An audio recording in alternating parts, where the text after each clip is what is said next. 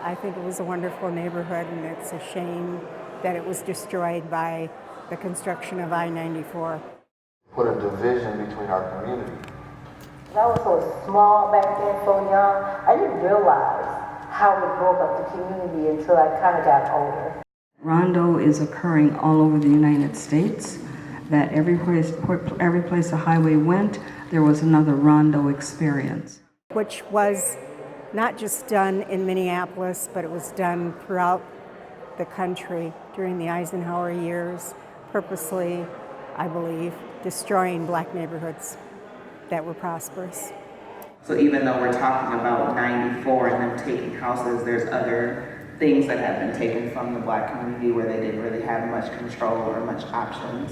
Gentrification is powerful, and so gentrification has occurred.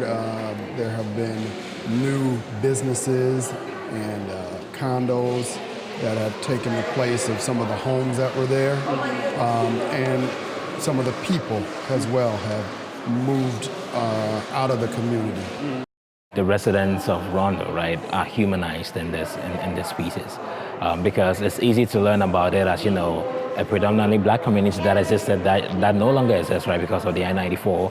But this exhibit brings to life the kind of people who lived there, the occupations they had, and how of a community, it was. And also sheds to light, brings to light what was lost in its demolition. So that's one thing I'll take away from this. I grew up on Rondo and have lived most of my life in Saint Paul, and I had never heard about these artists. So when I read about it in this exhibit, I was like, oh, I want to come and see and learn. My wife was an art dealer in South Minneapolis, Edina to be more specific, and they carried Mel's pieces there. We actually have a piece at home. It sits in between our daughter's bedroom. It's a piece of a ballerina. I've always been proud of the piece.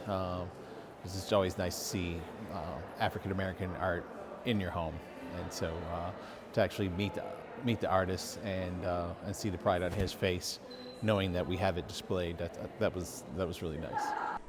I liked everything. I loved the array of their work, the depth. I look at Melvin's collages and I'm totally blown away. And I look at Rose's portraits and I'm totally blown away. So I love the depth and richness and the love that is within their work that you can really see. It testifies to it. A place where they can, cultivate culture, cultivate community, cultivate, livelihood. And I think that's what this exhibit does. And I think it's important to shed those kind of aspects on the lives of black people, especially because the world does not see us as that, And so these things bring to light the fact that, we have our own, communities, and we're also humans that exist in such places. It's the opportunity to see what the community looked like through someone else's eyes. Mm-hmm. And so it doesn't look exactly like what I remember, but to see it through another person's eyes. And beautiful artwork. Yes, I wish I could take some of these pieces home. I mean, even you just look and they're having a good time. Full of vibrant movement. And so I can just imagine the music playing and them swinging each other around, doing the jitterbug. That is beautiful and graceful in her pose.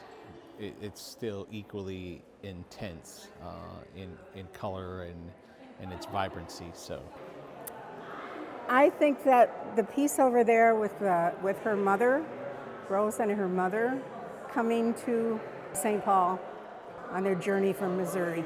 Because I was brought here as a child, not that young, but so I came from Louisiana, a different state, but yeah, from the south to the north. It reminded me of some stories my grandfather would tell me about a person in our family. So it's I don't know, kind of familiar at the same time.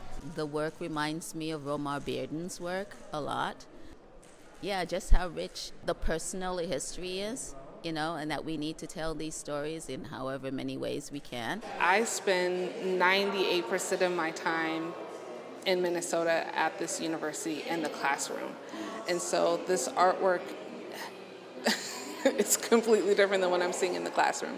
So it's like another side of Minnesota that I've never gotten to experience. I think they should continue to have exhibits like this to tell the stories that aren't being told in the history books or in K through 12 education. So I think it's important that they have exhibits that tell diverse stories. Rondo, how Rondo used to look, and just more information on the impact on how we were unified. I think if we show the model how we used to be unified, I think that will be really good for today, of how we need to love each other first before we love anything else. If we love each other first, then we can grow, and then we can know how to love other people.